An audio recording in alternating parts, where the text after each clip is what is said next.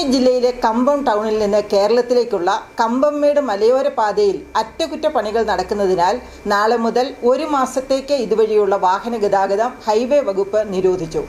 വാഹനം ഓടിക്കുന്നവർ ബദൽ റൂട്ടുകൾ ഉപയോഗിക്കണമെന്ന് അധികൃതർ അറിയിച്ചു. കേരള അതിർത്തിയായ തേനി ജില്ലയിൽ നിന്ന് തമിഴ്നാടിനെ കേരളവുമായി ബന്ധിപ്പിക്കുന്ന റോഡാണ് കമ്പംമെട്ട് ബോഡിമെട്ട് റോഡ്. അതിന്റെ ഭാഗമായി കമ്പംമെട്ട് റോഡ് കമ്പത്തിൽ നിന്ന് കേരളത്തിലേക്കുള്ള കണക്ഷൻ റോഡാണ്. പൊതുജനങ്ങളുടെയും തേയിലത്തോട്ട തൊഴിലാളികളുടെയും 1000-ലധികം വാഹനങ്ങളാണ് ദിവസവും ഇതുവഴി സഞ്ചരിക്കുന്നത്. 18 ഹയർപിൻ വളവുകളോടെയുള്ള ഈ മലയോര പാത തകർന്നതിനാൽ വാഹനയാത്രക്കാർ ഏറെ ബുദ്ധിമുട്ട് അനുഭവിക്കുന്നത്.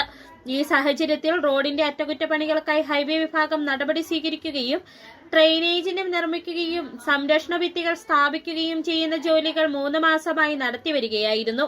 കൂടാതെ 18-ാം വളവിന് സമീപമുള്ള റോഡിൽ വൻതോതിൽ തകർന്ന് ഉപയോഗശൂന്യമായി.